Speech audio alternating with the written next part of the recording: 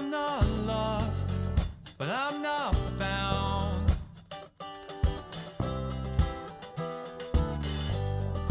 I'm not up, but I'm not down. I love you, I love you, I love you. Hi there, my name is Aaron Short. Welcome to my YouTube channel. Off the cuff today, I wasn't sure if I was going live or not. I'm finally getting over this, the cold that I had since NAMM. It's just about gone, thank goodness. And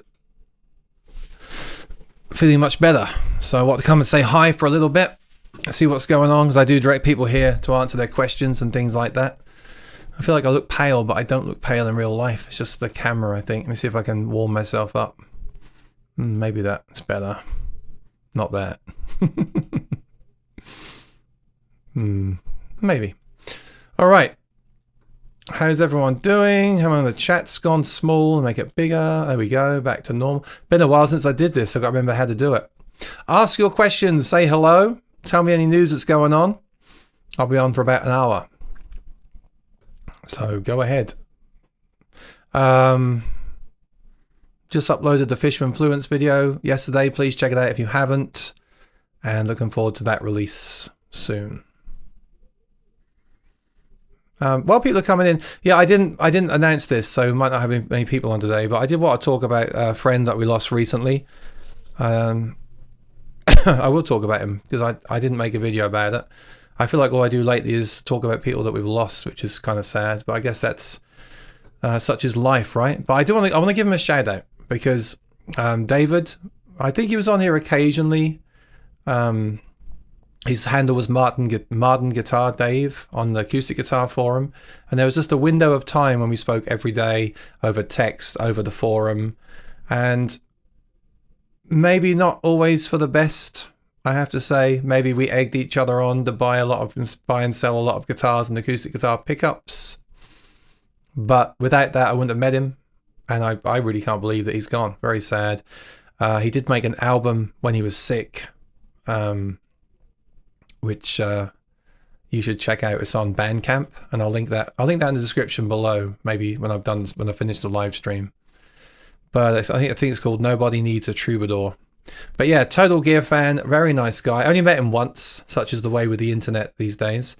He came to one of my gigs I used to play years ago, and then he bought me dinner or lunch after the gig at the local steak place, which was very nice. And yeah, we spoke a lot. It's funny, you feel like you know people really well from the internet sometimes. It had been about maybe coming up for 10 years, maybe eight years. But cancer again, sadly. So another good one lost to cancer.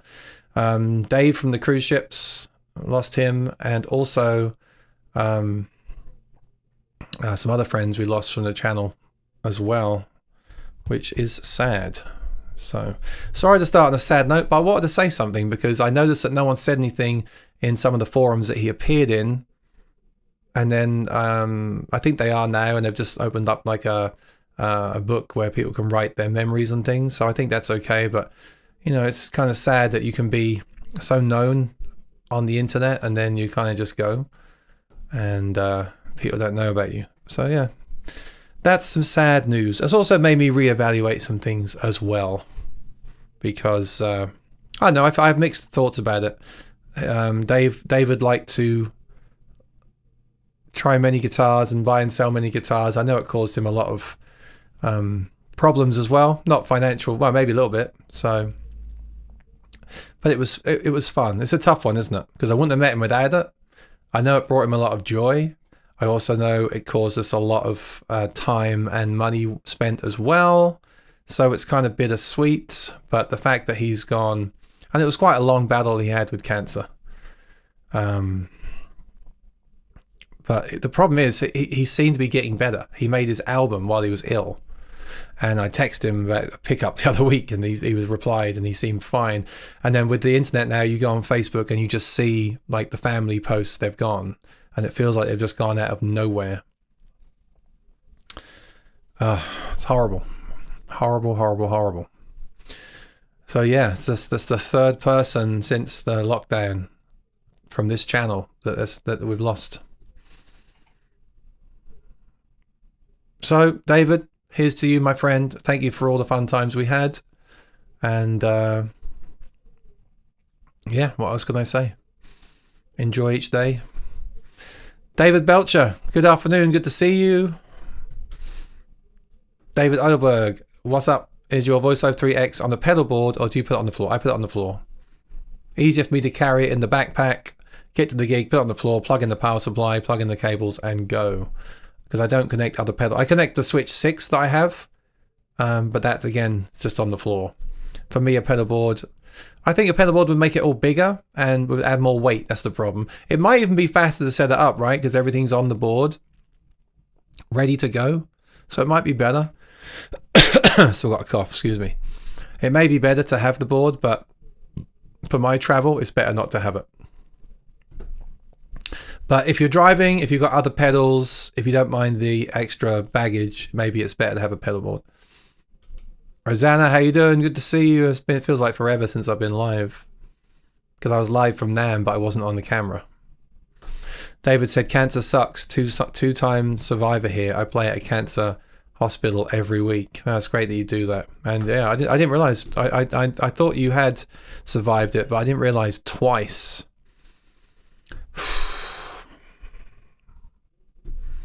Don't know what to say. I mean, it's it's and then like with our friend David Callan, like it was a long. I think it was a long battle. I think it was. He didn't tell me about it initially. I heard about it towards the end.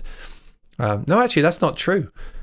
He did Survivor concerts like you do there. He did them virtually during the pandemic. So he'd had that during the pandemic.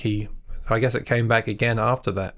He didn't really tell me about it though. But yeah, I thought he'd had a bout with that, got over it, everything was fine. And then I heard it come back and then he'd gone, you know. Terrible. Oh, don't want to be negative, but this is real life stuff. And I think he deserves the thought, you know. Kevin, how you doing in Indiana? Good to see you. Graham's here. Good to see you, Graham. What's that guitar? That's that old Yamaha that I bought in the lockdown for like $700. I was going to do a video on it. I never did. That's up for sale right now. That's a pretty good guitar, actually. Yeah, again, the Yamaha stuff is all very good. Lee, good to see you, buddy. Hope we get to see you this year.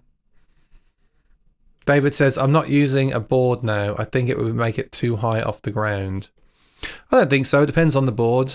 But as you've come to discover, the great thing about the VoiceOver 3 Extreme is that everything kind of is on the board. Everything's in the pedal that you need, isn't it? So maybe you don't need a board.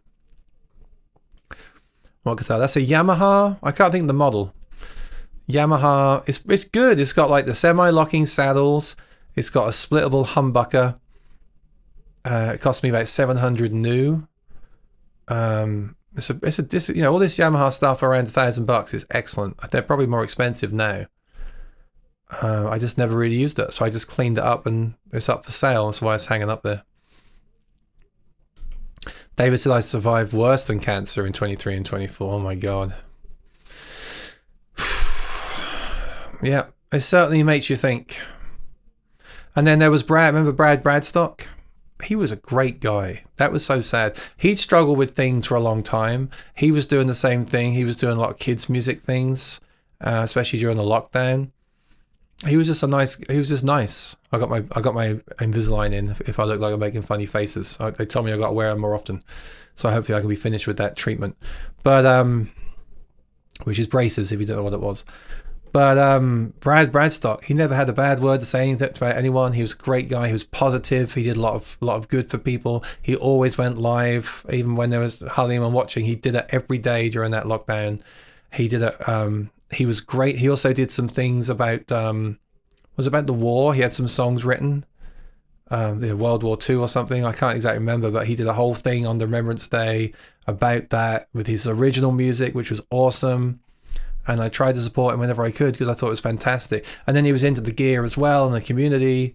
And that was so sad when he passed away.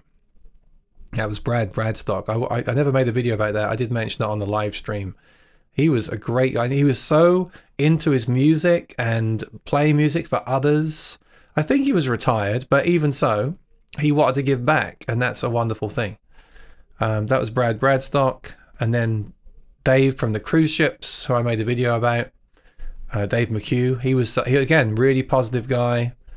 They're two people that did not deserve to leave this world, in my opinion. From what I know about them, I don't know people from the internet, intimately, of course, but from what I know, that was just a huge loss from my experience.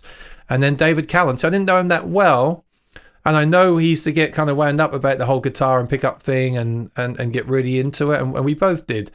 But it was also a common ground as well. And he also still was out playing, and he made that album. I'm so glad he made that album of his. That's really good. And like I said, you could say, well, it was a waste of time. No, without that, we wouldn't have met each other. It's a bit like without this YouTube channel, the people that are in here, I wouldn't have met you. I wouldn't have met Lee and Rosanna without the YouTube channel.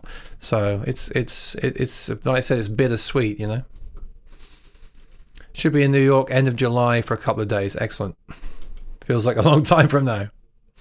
Paul, how you doing? Good to see you.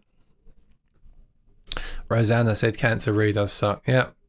I don't know if you all remember David Callan, but basically the way this channel began, I was already buying gear, but not in the capacity that I was the last few years, which I'm now trying to put to a stop. I want to try and move the channel into other things, music things, but not about buying stuff. I'm still going to buy stuff, but I got very carried away in the pandemic, just buying stuff, thinking that'd be good for the channel, which is always a dangerous thing, have an excuse to buy things. But around that time, when I started that journey with him and trying different acoustic pickups, I was so new to it, and we were just trying everything and talking about it every day. And then eventually I made it into a channel to document those things. And that's how the channel began. And then he was still trying stuff, and we were still trying stuff. He really liked the K&K. I was telling someone today or the other day that a lot of these things are just dependent on you. Like, he loved the K&K pickup because he didn't want anything in the guitar. He didn't play out that much. And when he did, he was happy just to have a basic sound through the PA and have a loud guitar. Whereas I need... I've tried to love the K&K. I cannot love it. It's great. I do recommend it. I do think it's cool for what it is. But for what I do, I need the Cole Clark system. That's just what I need. And I know a lot of people out there have tried that system based on my videos, and they don't want the Cole Clark system. So I get it. It's very much dependent. But he was very much a K&K. I think he had an Anthem at the end as well, just for plug and play kind of stuff. But he loved the K&K for that reason, and that worked for him. And it's funny because he liked that from the start, but he was always trying to find something better. A bit like me, really. I always liked the Maton system and the Anthem, and then in the end, I kind of gone to the Cole Clark, which is a similar kind of thing. But again, without that common ground and that common interest, we wouldn't have got to know each other. It was all through that, which may be superficial, but I still consider him a friend. So it's sad that he went. Lee said Brad was a teacher. He did a lot of sing-along. Yeah, I was just saying that during the lockdown, and even before, he was doing music for school children. I don't know if he got paid for it or not. I assume he didn't. But I think he was retired and just giving back, and he'd survived cancer, I believe. I might be wrong. And then towards the end, he had to move downstairs in the house, and then things got bad, and then he passed away. That was a tough one for me. He was just a lovely guy. I mean, they all were, don't get me wrong. They're all lovely guys. There's three amazing people. But Brad in particular, I'd spent time in lockdown talking to him. He was on every stream. He was encouraging and positive all the time. I think he got the Voice Live 3 and was like learning how to use it. And he was a very gifted musician as well. But yeah, he was great. Like I said, they all were great. Don't get me wrong. I'm saying there's three people there in the space of 5 years. Three great people that I know that we've lost, and I'm sure many of you watching this know people as well. It just made me really think. Rex, good afternoon. Just got an email. The Hills guitars have arrived. New, I should receive HM5. So you bought one? I like that purple one we saw at NAMM. But I'm not looking. So I'm looking right now. I'm trying to decide what to do. I'm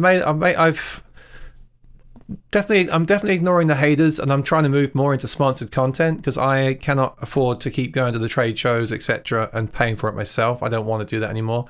So I've made those calls to people, and I don't care what the trolls say. That's just the way it's got to be. And I want to find a way, because I've got friends that are doing videos with like how to loop and things like that. I used to do that. For some reason, I got it into my head that wasn't something popular, but it seems like it is. So I want to do more of that kind of stuff, you know.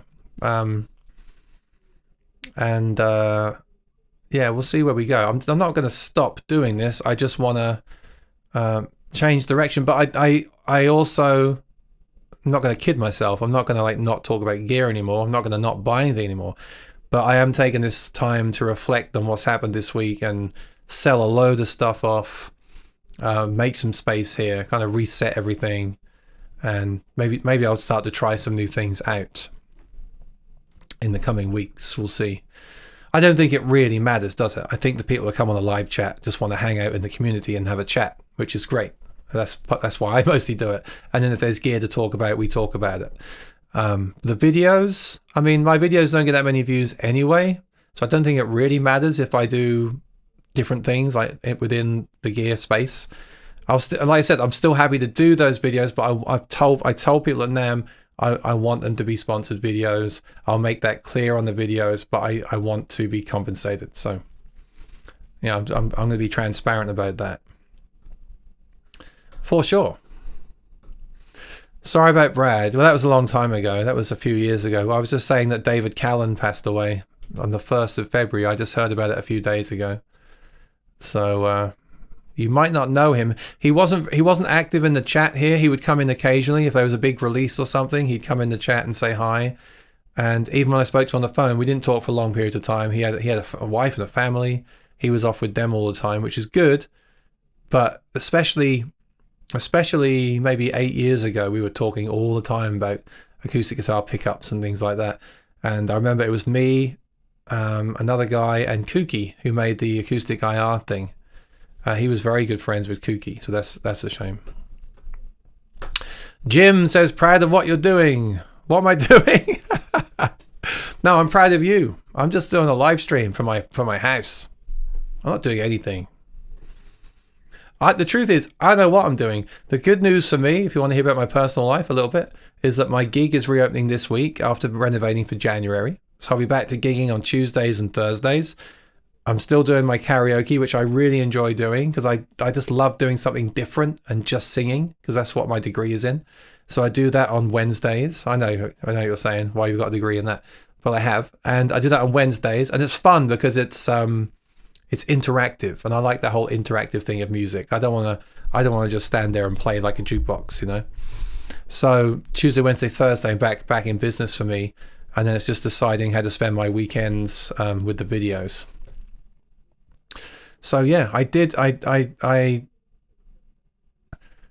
think it's like if something new comes out and you make the first video, as Jim knows, you get the views, and it's very addictive to do that. But you don't always get the views. That's the thing. Then again, I just did the Tonex one for acoustic. That got a lot of views for me. I think because no one had thought to do that. So it's about finding ways to put your niche into videos that other people haven't yet done, and without spending a lot of money to do it. What did you think of the double neck Martin? So I didn't play any of the Martins. I don't bother really playing guitars at NAMM anymore that don't plug in, because it's hard to hear them. But let's take a look at it. Let's talk about some gear for a second. Because look, I'm not going to buy this. It's just nice to look at things sometimes, isn't it? Let me bring myself on.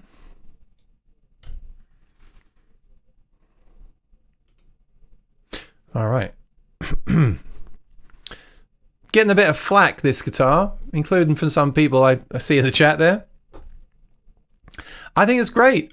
Look, here's what I feel about Fender and Gibson and Martin. It's great that they're trying something new, and you don't have to buy it. If you are a Legacy fan and you want a D28, they still make a D28. The D28 they make now is even more vintage than the one that they made before. But they can do stuff alongside it like this as well. And I'm sure there are some people out there that want a double neck guitar. You know, I can't imagine it's a huge market, but I think it's just good that they're doing something different and unique. And I think that these companies should do that more often. My gripe with these things, as I always tell you, is that I want more. I want more technology, better pickup systems. I'm not going to talk about the frets anymore. I'm having a whole thing with the fret thing, but I think it's great. You know, I would like one. I'd love to try one. I'd love to review one. Maybe I will, if that comes through. I think it's great they're doing something different, and I think that'll just become the norm. You know, people will accept this guitar in a few months, and some people will be buying them. And yeah, I think it's a good thing. But I didn't play one. I imagine it's probably like playing a jumbo 6-string and a jumbo 12-string, right? So the pickup is an under saddle. I wish that had a bit more technology in there, Larry. Sorry to say that, Larry, but I want your IRs in there, as you know. But you'll tell me that a lot of people don't want that, which is fair enough. Yeah, I mean, I'm not going to buy one, but if you were doing a gig that required that, well, it's great that they have it. And if you're not doing a gig that requires that, just buy the new D28. It looks fantastic. D28. Here we go. Interesting now, the fretboards are darker. There is a patch on there of the ebony, as you can see above my head. But nice look. That's a great looking guitar, isn't it? And it's got the scallop bracing. Look, lovely back and sides. Got the scallop bracing. Yeah. I think I actually told Martin this, and I'm feeling this way about guitars in general. I think I said to them, which I said on the stream before, I said I wish like the standard series Martin had the M pin drilled out already, had a strap button installed already, and had a basic passive pickup installed, so you can buy it for $3,300 or maybe even a little bit more. Buy it for $3,500, and then you take it to a gig and you play the gig. I don't like that they're so traditional that there's no strap button. So if I buy this, right, if I know it's just me because I want a gig with it and other people don't, and they might not want those things, I get it. I just think in 2025, a strap button installed and a basic pickup installed that you can remove easily with no trace of it, but sounds really good. Why can't we do that in 2025, for goodness sake? And then, of course, the M pin drilled out for that. So if you want to put your own pickup in, you just install your pickup yourself, and you got the strap button, and you can go. When I get one of these, I'm not going to drill into these things. I'm probably going to mess it up. So I have to take it to my guy. He has to install the strap button. He has to install the pickup. It's a whole thing, you know? And I just think that we're at the stage now where, yes, they're traditional, but let's go one step further and have a little bit more now. But that's my opinion. I mean, let me know in the chat if you agree with that. Some people are going to say they don't want a strap button, they don't do gigs, and they don't want any of that. And I do understand that, but I can only talk from my own point of view. And for me, to spend that kind of money and not have that is not good. And I was just having the same conversation with Jim. I was saying that like a Fender Strat now, $5,000 for a custom shop, fantastic guitar, but so traditionally spec'd that the thing won't stay in tune for me, and I've then got to like pay loads of money to have it put, and it still doesn't stay. I've had so much work done on guitars, and they still don't stay in tune. And I just think we're at the point now where we're spending $5,000. Things should kind of work. I like tradition, but I want them to work functionally as well. But is that just because I'm a professional performer that I want that? Maybe it is. Maybe the community wants stuff that is traditional and doesn't work very well. It sounds weird to say that.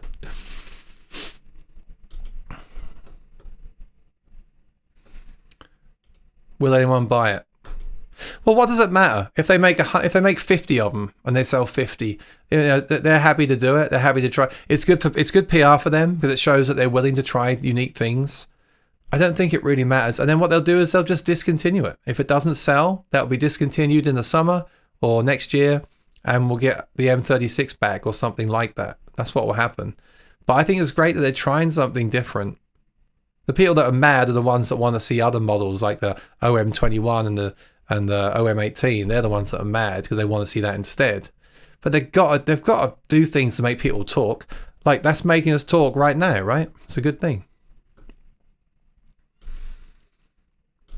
Well, they have tooled up to make them, David. You say don't imagine they'll be producing great numbers. They have tooled up to make them, so I think a lot of stage musicians will. I think a lot of touring bands will buy them. We have to think about everyone else. Like, I just told you what I think a standard Martin should come with from the factory, because that's what I want. David might not want that, so that's what he wants. Some people watching want a double neck. Okay, less people, but some people want different things, like a double neck, like an SC28. Some people only want a D18 and nothing else. But if Martin only make a D18 and nothing else, they're going to fall down the wayside. Because not everyone is on chats like we are talking about this stuff. Some of the people in Guitar Center right now are looking for different things as well. So it's, that's why I always say I only talk about stuff that I would want. I'm quite aware that a lot of people don't want what I want from the gear, but I still like to put it out there selfishly. Hope they bring back the SJ28. It would make sense, right? Since that's what the double neck uses. I would love to have this guitar if it plays the way they say, no heavy neck effing things up. I have played one. I think, have I? I played one. I strummed a chord on one when I went to that event at the factory, but I can't remember much about it. I think I made a joke. It's got neck dive, but I didn't mean that. It was a joke because there's two necks. It's actually very well balanced from what I'm told and what I remember. And the Billy Strings. You see, I haven't got interest in the Billy Strings. I'd like to try it. It's probably a really cool guitar. What am I the most interested in? I'm sad they took away the regular M36. I'm actually kind of interested in these. Let's just take a quick look here. I love, as you know, I'm a big fan of the HD28, but I kind of like the idea of a D28 for the simplicity of it, and it's got the scallop bracing. So I'm kind of interested in that. Otherwise, I like the OM28, but bigger guitars are good too. I think I would go with this. Interesting to me that these fretboards seem darker. I don't know if they're dyeing them. It's possible they're dyeing them. Or actually, what someone told me at NAMM is that they may have just found a stack of ebony that's darker. See, this one still has a stripe there, which I don't mind. It makes it unique. It looks like me. The back is lovely on these models. Look. They've got some great wood. You see, this is what happens at Martin and places like Martin. They're limited by what they have. They're limited in what trees come in, of course, right? So if they get a tree come in which is all streaky ebony, they're going to use it. They're not going to throw it away. And if they happen to get a tree come in that's got uniform ebony, they're going to use it because they need to use it. A lot of these ones have the wings here. Some people don't like that. It doesn't really bother me. Recently, they had the wild grain rosewood guitars a lot of places. That's because they obviously had a wild grain tree come in and they had to use it, right? So they're at the kind of mercy of what materials they have at the time. And that's why, like with a custom shop order, they'll get the uniform stuff if that's what they'll get first pickings, and then that will go down to the standard series as far as I know. So this one's got quite a lot of dots in the wood. You can see above my head. So let's look at some others. So yeah, as Miles says from Cole Clark, unfortunately those damn trees don't all grow the same. All right, D18. What would I be interested in here? I'm not really a big fan of triple O's anymore. I don't think I'd get a pickup. I'd rather have the battery inside. OM45, I've kind of got off the bling a little bit. OM28, I've had enough of those for now, I think. I will say they all sound different. Don't forget that.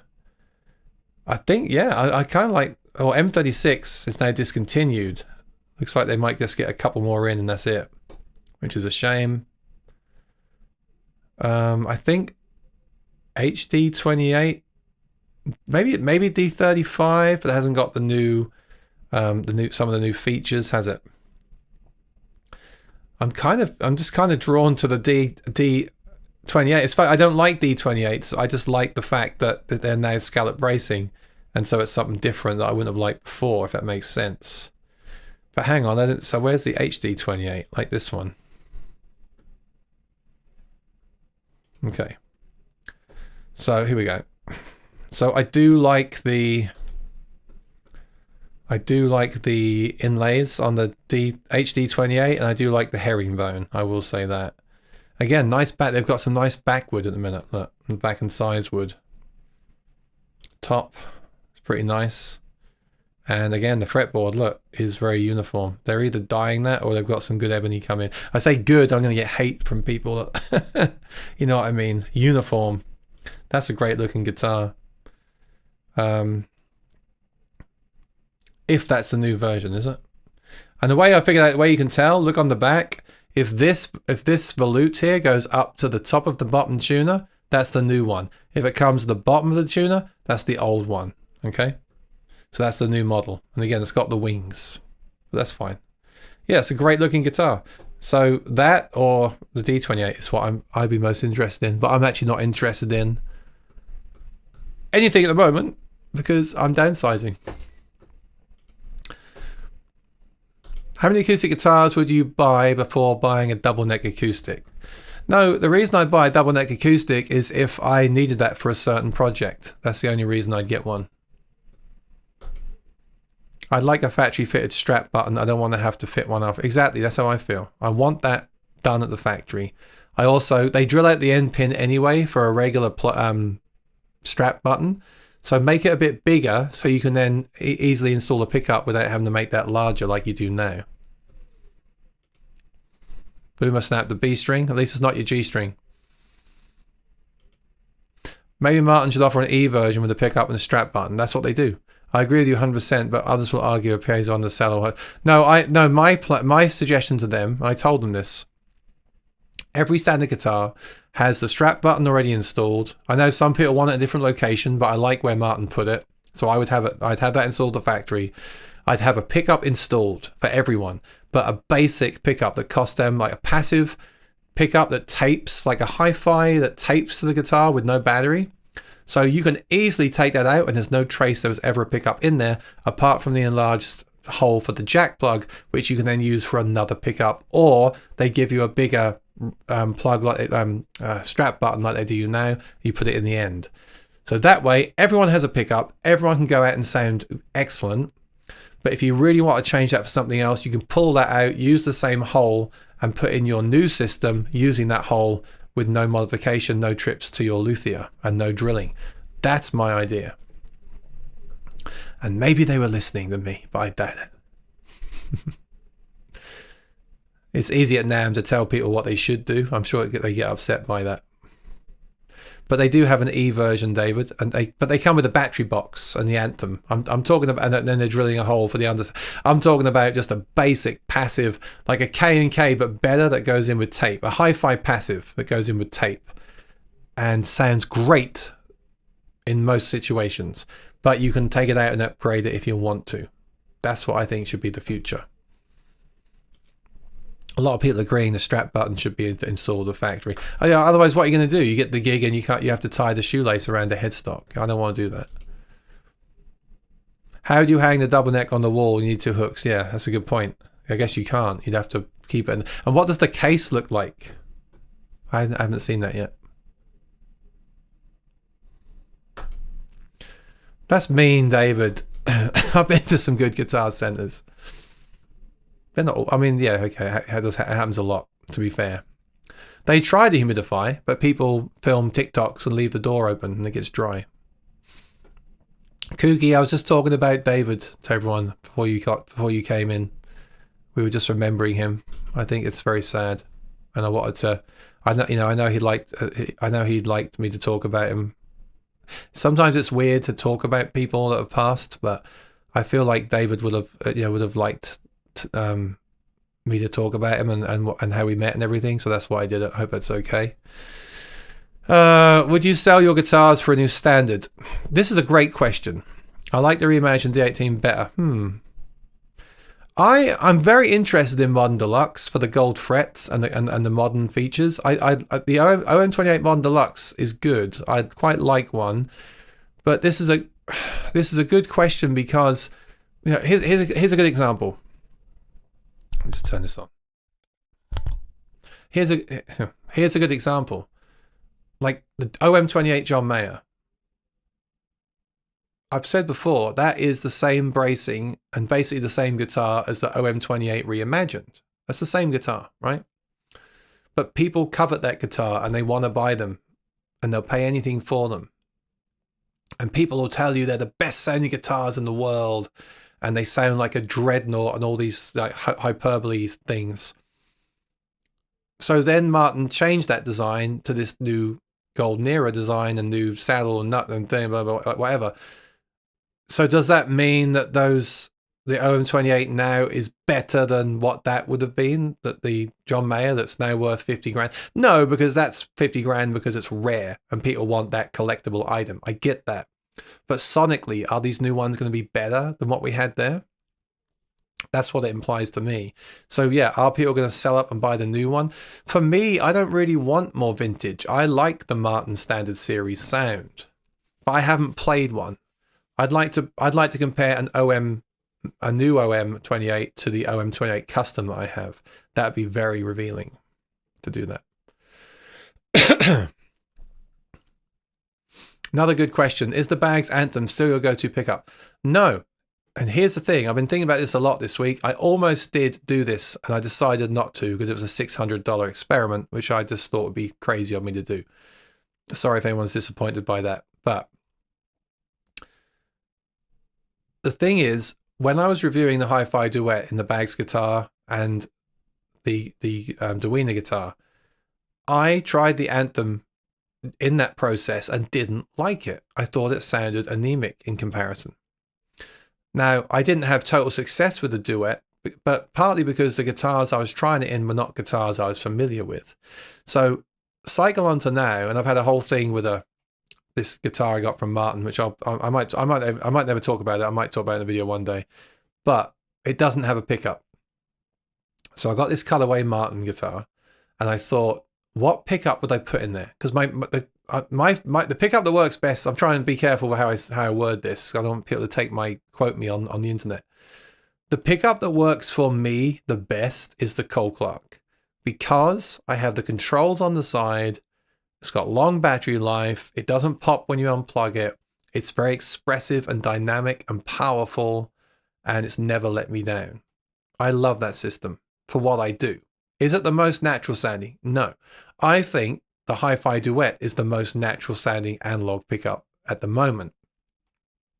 And so I had two options. Do I wait for Cole Clark to release an aftermarket version or drill into my guitar to install the Cole Clark? I thought about it.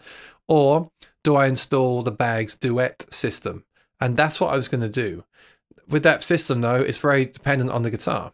So it would have been a total experiment. And I thought about doing it. And then last night I thought, no, I can't spend the $450 on. Okay, I could sell it. I could return it or sell it. But you got to put up the $450 for the pickup.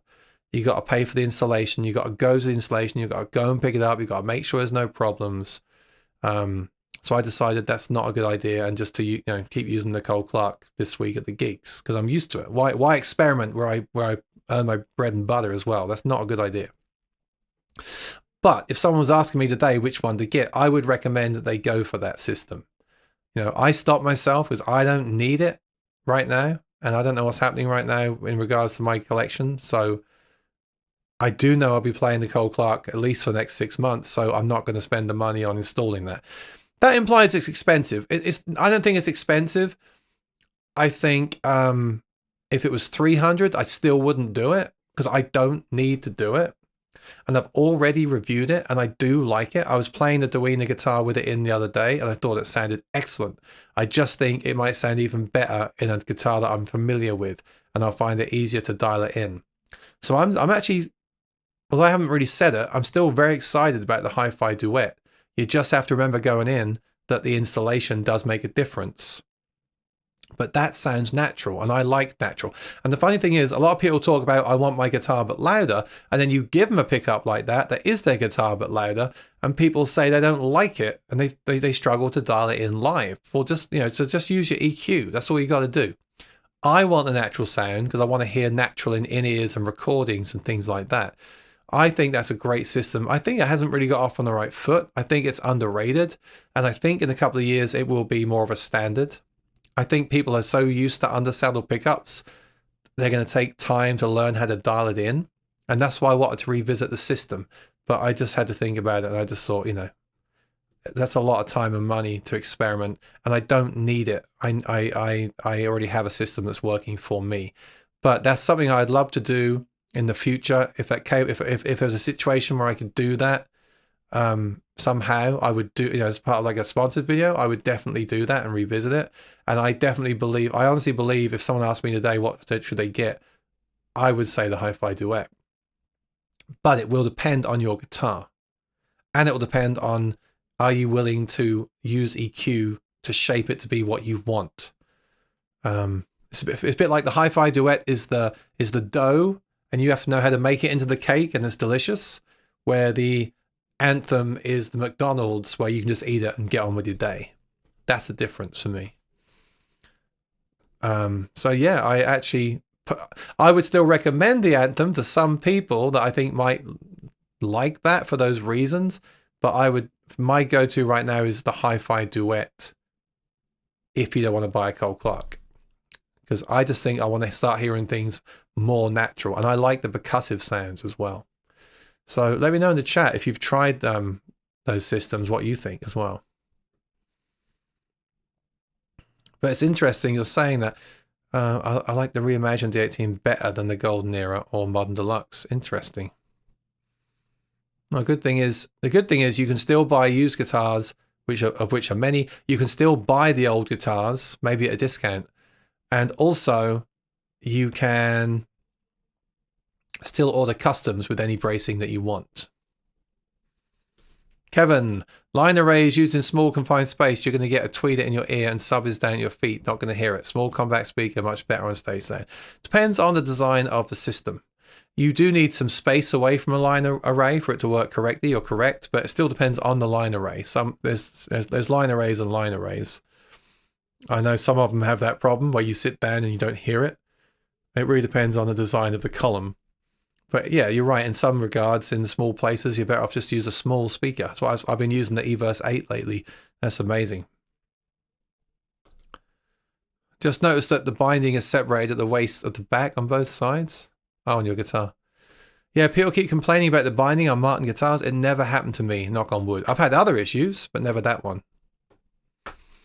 Remember to like the stream. It helps him reach more people. That's right. Him. You mean Aaron? Yeah, give the stream a like. Make sure you're subscribed and ring the bell. And thank you. I've had a lot of new subscribers since NAMM. I appreciate it. And I hope I can bring you more soon. That's right. Kookie's back. Kookie, did you see the video I made on acoustic guitar for Tone X1? That did really well. And I think that's an exciting platform going. I spoke to them as well at NAMM. I said, you should do acoustic IRs. Kookie, I may have even said that they should maybe give you a call. I'm not saying you should work for them for free, but maybe you'd be interested in collaborating on something with them. I don't know. So yeah, bear that in mind if you're interested. I hope you don't mind me saying that to them. Cirrus Acoustics, I have not heard, or I think I've heard of them. I haven't tried them. Lots of brands I'd like to try. I went to Fennec Guitars at NAMM based on a viewer's comment, and I really like them. But it's the same thing again. They're in Australia. There's not many guitars over here. And if I'm going to buy one to review it from Australia, that's a big gamble. And then can I resell it? If they wanted me to check one out, I would love to. I think their guitars look awesome, and I love Australian guitars, as you know. Funny thing with them, they were telling me that they use the Baggs Element VTC because their guitars sound good and they just want a simple pickup, like I was saying about Martin. But they didn't know that I've reviewed acoustic guitar pickups. So I'm sitting there thinking, yeah, okay, I get it. They do sound great. And actually, that pickup through their, I think they had the Udo Rosner amp, which is like an AER60, did sound great, to be fair. So 80% of the people that are not watching this live stream, they'll be very happy with it. But knowing me, I was sitting there thinking, oh, I wish I could get this with the Cole Clark system, or maybe with a duet in it, you know, or maybe with nothing. I'm not against us having a pure acoustic, no wires, nothing, and then my stage guitar. I've been doing that. I've been sort of preaching that for a while, haven't I? And I think that's a good way to go.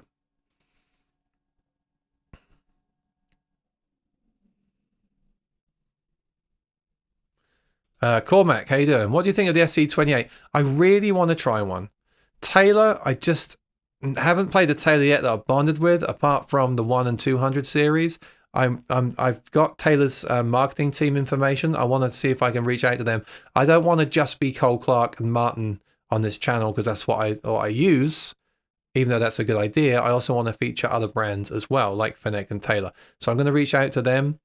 They're trying some new things now with new bracing. I'd like to try those again. SC28 I haven't tried. I really want to try one really badly. That's a guitar I'd love to review and try at some gigs. It does have the Anthem. You could change the Anthem out for another system. So that's one that's been on the radar for a while. I mean, look at that. Definitely seeing some nice... I just heard a mouse. Definitely, God, definitely seeing some nice wood lately at Martin. Look at that. Lovely top. Oh, there's a bear claw there.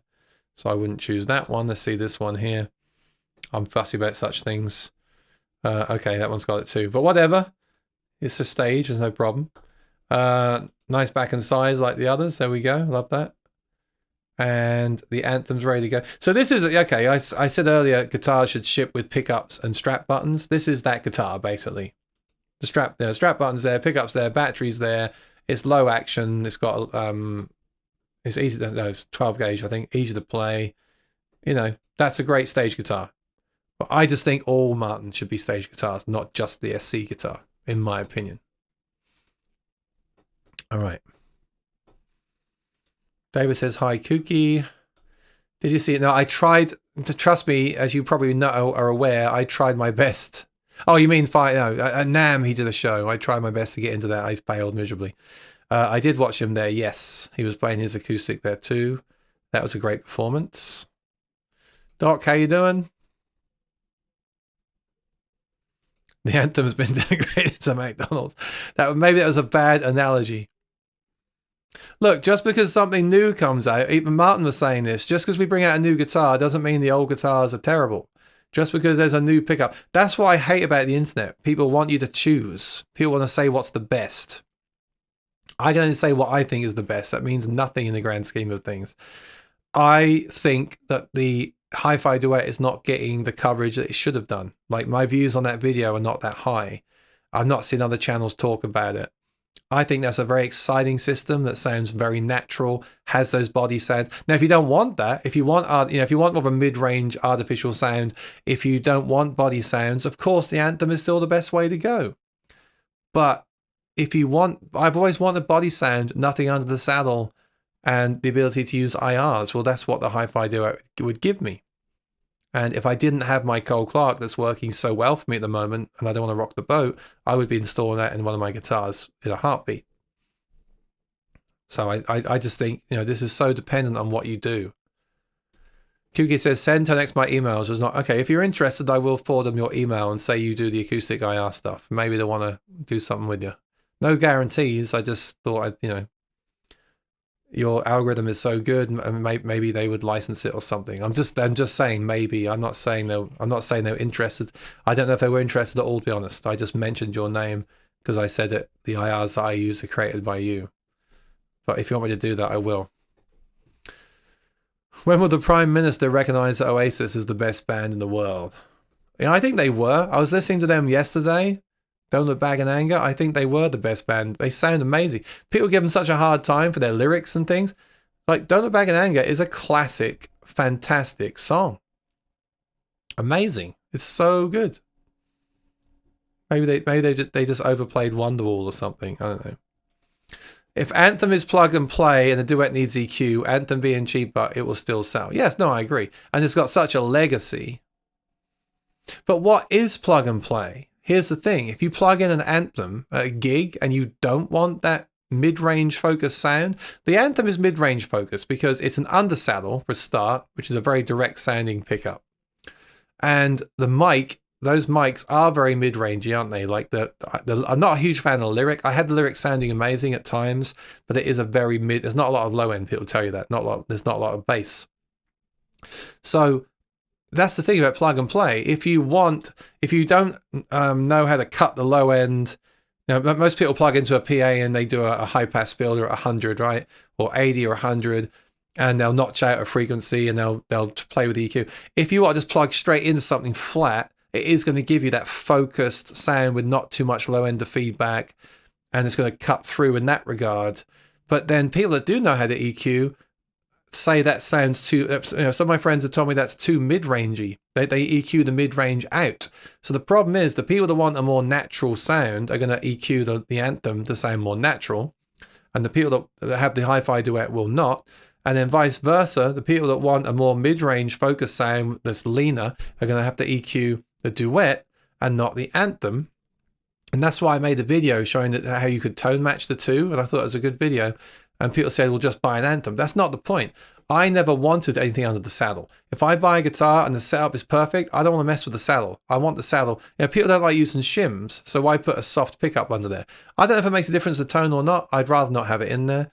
The duet also picks up more body sound. You can also put it all the way to pickup and use IRs with it, and it works very well with IRs. It doesn't feed back. I was playing the Duina here the other day as well. No feedback. It's a great system. It's just you're going to have to plug it in and EQ it. If you want a clearer sound, you're going to have to EQ it. That's all. But if you mic'd up an acoustic, here's the thing with acoustic guitars. When you record them into a microphone and listen back, they sound, guess what? They sound kind of muddy. That's how they sound. That's just what they sound like. Most people will go in and EQ an acoustic guitar on a record. So plug and play is plug and play if that's the sound that you want. If it's not the sound you want, it's not plug and play anymore. And the other thing is we're so used to the sound of that now. We're so used to hearing anthems and undersaddles that unfortunately, or fortunately, whatever, that is what we're looking for. That things don't sound right. I really struggle with impulse responses. They didn't sound right to me. I think looking back, like the original Tone Dexter was too dark sounding, but I was looking for a brighter sound because that's what I was used to from the pickup. Now the new IRs you hear do sound kind of, they're better. They're still not getting all the high end that they need to get, but they do sound clearer out of the box. And then I know now that I've got to go in there and EQ it and blend it with the pickup to sound how I want it to. So a lot of it is just like educating people about the new systems, I think. Retro is still the best. I don't agree. I respectfully disagree. I bought a used F1, the GPC special F1 that they did. Really cool guitar. You know which one I mean? GPC something special one, had aura in it. And I took it to a gig and I just got feedback and that wasn't plug and play. You could say the same thing, you need to EQ it. But I like the response as well. I like the response of the body that's why I like the body sensor pickups as well as the undersaddle. I get that body response from the guitar. But that's what I like. Hi-Fi patent is available to read on Google. I'm tempted to build one. Go for it.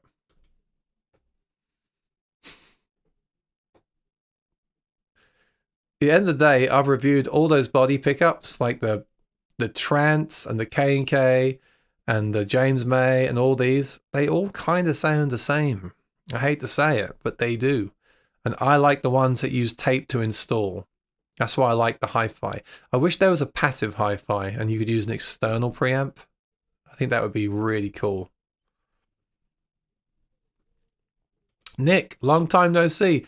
Did you ever check out any Amplified Nation amps? Not yet, no. I'm still using my Mesa behind me.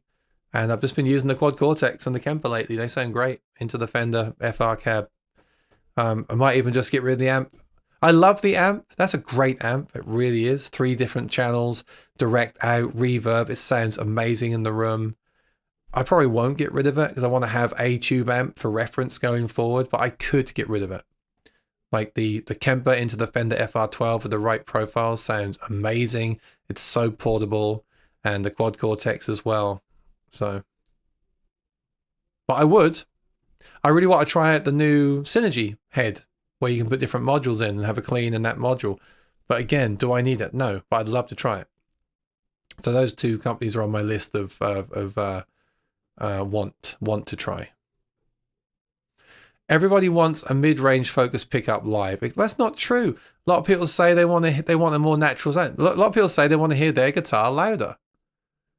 A lot of people have told me that the Anthem has too much mid-range and they scoop it out.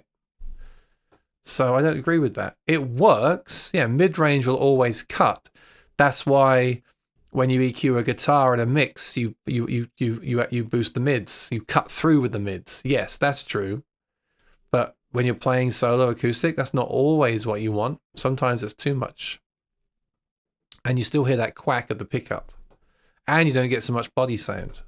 So it's a shame they couldn't have just made the Anthem into that system, so there's no argument, right? Because now we've got people on the fence of each one. As soon as the drummer and the bass player start, you need mostly mids. Yeah, but I never play with the drummer and the bass player. That's the thing. That's the other thing about a pickup for your situation. I mostly play solo. I want to sound big and warm and natural. I want to fill the room with sound. The great thing about playing the Anthem is the feel. Like, you know, you feel very powerful. You like with the Cole Clark when you play a solo, because you've got all that power coming from the undersaddle pickup. You've got that direct connection with the pickup, and you feel like it's kind of pushing you along. That's what I get from the Cole Clark, because that has a Palathetics pickup underneath it. So you're not going to get quite as much of that from the duet. So the ultimate solution then is to make a duet with an undersaddle, and I wonder if they'll do that. But then you've got a lot of stuff in your guitar and probably less battery life and more complication. I think that's why they didn't do it. It's going to be quite complicated to dial that in. I 100% agree with you about all soundboard transducers being in the same ballpark. Also, that tape is much more comfortable. Yeah, I don't like using glue. I don't like it. I did revisit the K&K recently. It is very good. It can sound great in the room, straight into an amplifier. But once I use in-ears, it's got like a metallic high end. And then as I turn it up, I see it getting different frequencies feeding back. I don't get that with the hi-fi. So that's why I do recommend the K&K to people that really know what they're doing, but I wouldn't recommend it to someone that didn't, because it could be a disaster. David wants enhanced low end, but I don't feel that the duet lacks low end. Like, I don't feel like the K&K lacks low end. For me, there's something about the undersaddle, the way you connect with it. It's very immediate, but that's a pretty subtle thing for me. I could happily gig with a K&K if it had a slightly sweeter high end. I think it's fine. So I think it's more. I don't think you need an undersaddle if it's done right. And I just think a lot of this is EQ. And I think a lot of people don't want to EQ their guitars. They just want to plug in and go. And that's a nice thing. And I've had that myself. But I think you have to look past that. Or here's the answer. Just stick with what you have already. You don't need to buy anything. Joe, good to see you. A new subscriber. Thank you. Yeah, we had a few since now. I appreciate it. It all helps very much. Just wanted to know if you bought a Cole Clark. Well, honestly, if you want the truth, I thought about it. In fact, I kind of tried to. I always get to NAMM early and look around the booths, and I looked at their guitars. There wasn't any that jumped out at me. And then during the show, of course, a lot of them get sold to stores and things, so it didn't come up. And I'm happy with the one that I have anyway. I got a couple, so I'm fine. But I always look to see, because they're so unique. If I saw one that looked amazing, was light and sounded great, I probably would want to bring it home. It's also good to have a guitar there as well when you're walking around the show, like trying stuff.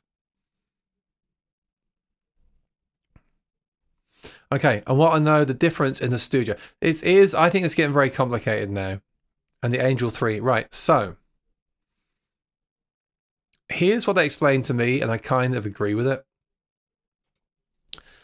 They call the Angel 3 the Touring Series because it has the big Palathetic pickup built into the guitar, and it has like stiff woods. It's a bit quiet acoustically, but that's good plugged in. They call that Touring. And then you've got the new Studio recording. Well, actually, Studio is the half China-made, half Australian-made, cheaper model, which is similar, but it doesn't have that built-in pickup. So that's not a touring model. And then the Studio recording is like a higher end version of that with that same pickup without that Palathetic pickup in it. So it's not as good plugged in. So basically, let's try and simplify this. If you want the best plugged in sound and you're a touring musician playing through a massive PA, you get a Angel 3 or an Angel 2, right? If you want to save money, you get the Angel 1, which is half made in China. And if you want something that sounds better acoustically, then you get a Studio recording. And I like the Studio recording deluxe with the slotted headstock. I don't love the slotted headstock, but I love some of the guitars sounded great at the show. So that's how you think about it. So if you're playing on stage every night, I'd look at an Angel 2 myself, or an Angel 3. And if you're playing at home but plugging in occasionally, you want that Cole Clark sound, then you choose between the Studio, which is affordable, and the Studio Recording, or the Studio Recording Deluxe, which are more expensive. I hope that makes sense. And then there's the hybrids as well. But they all sound good. And I've compared the Studio pickup to the touring guitars at a gig, and I thought I could dial in the sound, again with EQ, because there's less bass in the strip piezo or undersaddle pickup version of the Cole Clark than the one with the palathetic pickup. So it does have less bass, but I just boost the bass on the preamp and I felt it was enough. But I'm playing through like a K8, QSC K8, so I thought that was enough. If you're playing through like the bands at NAMM, a massive PA with subs, huge subs, then you really feel that low end of the undersaddle. That's when you feel like, when people talk about like feeling the low end of an undersaddle, when you're playing through a massive system with massive subs, it really kicks you. Especially with the touring series. The other ones though, I think they sound fine as long as you boost the bass on the preamp. So I don't know. So I wish there was just one Cole Clark and it sounded great in every regard. That's my dream. But you have to choose at the moment which one you want. And that makes sense. I have no issues with EQ, says David. What I have an issue with is getting the sound I want at higher volume. Are you getting feedback? I mean, I always use these things now, these plugs. I always just use them because it also stops the bleed of your talking as well. If you would use the Duet, what EQ pedal would you take on your pedal board? Well, I would use the EQ in the Voice Live 3 Extreme because it's an all-in-one unit for me. I haven't got to carry anything else, and it's got a 6-band or something EQ, maybe 8-band EQ. If I had a pedal board, I'd get something like the Source Audio that you can program. It's got like 10 bands of EQ, and you can program an EQ curve. I would get that, and then program in one for rhythm and one for lead, because that EQ is so powerful. And I know that Aaron Markson, Red Hat, does that as well, and that works for him, I'm sure, because he's a fan of that pickup. Wow, too much feedback. Interesting. Do you use the Soundhole plug? This Soundhole plug is the answer. I can play a K&K pickup in here with the Soundhole plug, and I don't get any feedback. I can crank the heck out of it. But the minute I take this plug out, it's going to feedback like crazy. So, yeah, I can literally sit in here with my Cole Clark, especially one with the stiffer top, and put that plug in there, and I can sit right in front of these monitors in front of me, and I can crank it all the way. Eventually it will feedback, but I can get it so loud that I can like touch the guitar and nothing happens. That's why I like them, you know. That's the one, yeah, the Source Audio EQ2. I really should do a video on how I would EQ a pickup at some point. That should go on the list, that pickup, that pedal as well. What's your opinion on the Fender Player Acoustasonic? I want to try one. I hate that people slam them. I think people that slam Acoustasonics don't do solo acoustic gigs like I and many people in this chat do. I think people that slam them are people that are traditional electric players, and I understand that. They don't sound as good. And also, like, you know, that I see videos where they plug them into an amp. That's not the point. You're plugging a speaker into a speaker. They've got speaker simulation built in. I think the acoustic sounds are better than most. I think they could be better. I think it could be simpler. I think a new pro version of the Acoustasonic or Acoustasonic 2 could be even better if they do it right. I really hope they do that. I would be interested in having one myself. The player one, I like the simplicity. You go from the undersaddle to the drive. No switching. That's cool. It's affordable at $600. I'd love to try one. I am a fan. I didn't like with the Mexican version that the one I played, the magnetic pickup was out of whack with the acoustic pickup, and you couldn't change it as far as I know. But this one, since this one just blends between the two, that shouldn't be a problem now. They should have eliminated that. So I think it's a good move. I've heard mixed opinions on these new Fender players. I haven't tried them. But I think getting more stage guitars in more people's hands is a good thing. Oh, sorry. I'm talking about the standard. Acoustasonic standard. That's what I'm talking about. The player, I think that was a better move because it's got all the functionality of the USA. It hasn't got the body pickup though, which was great. And I think that magnetic is out of whack with the other sound. The one I had was. David can answer that because I think he's got the one I had. I don't know if you can raise the height of it or whatever. I don't know. I thought it was just a thing with those guitars. The USA has the body pickup, but it was $2,000. It was too much money for most people. So I think they should make a new Acoustasonic around, maybe a Mexican made for $1,400 with new technology. That would be cool, because the build quality of the Mexican one is great, but they took away some of the features to lower the price. Joe says, thanks for explaining that. I'm just planning on playing at my local church. Okay, so I needed more information. Angel 3 Blackwood. Hope that's the choice. Yeah. I don't like the 3 Series Angels because they're very blingy. They've got a lot of inlay. I don't love it. I would look for a nice 2. I wish the 2 had a bit more. You could, if you're in Australia, are you in Australia? If you're in Australia, you could even do a custom with just the sound hole rosette inlay. That'd be nice. If you like the look of the 3s, then by all means get a 3. But you pay, like Martin, you pay a lot of money for that inlay, and I don't love the big old inlays in the neck myself. So I would just look for a very nice looking Angel 2 if it was me. And then you can play. Yeah, I love the Blackwood too. For church, I mean, if you're going to play it acoustically as well at church and at home, I would look into Studio Deluxe. I think they're great, and they're cheaper than the 3s. So if you are going to be playing acoustic anytime in the church or at home, look at the Studio recordings and the Studio Recording Deluxe models. There's a Blackwood one now. It looks amazing. I want that one. And then if you're plugging in all the time, look into the Angel 2s. That's what I would do. But of course, you must do what works for you. That's what I thought you meant, Chris, the new standard. Yeah, like I said, they're very affordable at $600. So everyone can buy one. If you play gigs like solo acoustic gigs, you can buy one. The pickup has no aura processing or whatever it was on the original. It's just an undersaddle. I think this is a good time for Fender to add to their pedal, the Tone Master Pro pedal, acoustic IRs for that guitar, so you can buy both and it sounds amazing out of the box. Why don't they do that? I think that's a great idea. They should start making the gear work together more. But at $600 is hard to beat, so I think they'll be worth checking out. But I also think you should look at a used Cole Clark Studio around $800 as well. But you won't have the... Well, no, they announced the new Cole Clark hybrids from China, which is going to be $1999. But that's a lot more money. But I tried one. It was really impressive. Very cool guitar. And I think that does have the Palathetic pickup. I think. I might be wrong. Can't remember.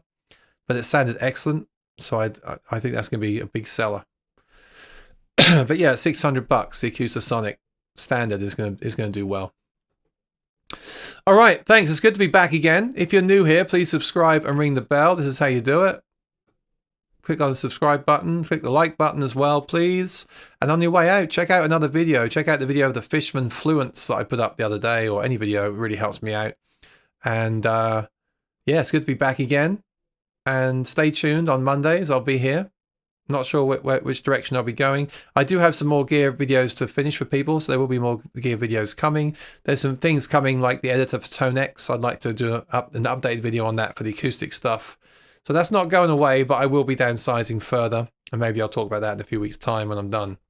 So yeah, it's good to be back. It's great. It's just great to hang out and chat with people, honestly, even though I'm chatting to myself effectively. One more. Do you think Fishman and Cole Clark would do a collab? No, but I would like it if certain companies would use something like the Cole Clark, and maybe I'm buying. What's the word? Buying. Maybe can't think what the word is for that. But I also don't think that'd be right for everyone. You stick that system, the Cole Clark system, in a Martin, it might be overkill for some people. I wish they put that in that Inception guitar last year. That could have been like the Martin Cole Clark. That would have been awesome. But they didn't. So there we go. So hey, buy a Martin and buy a Cole Clark. That's what I did. And then let's also look around for some other guitars. Let me know if you've got any guitars you love. I'll look into it as well. We can talk about them on the stream. And, see what's out there. Rosanna, thanks for moderating. No trolls today. It's great. And Flux, good to see you. I missed you at NAMM. Yes. Sorry I missed you at NAMM. I'll be there all 3 days next year. Okay, awesome. I'll see you there, hopefully. All right, everyone. Take care and be well. And I'll see you next week. Bye-bye.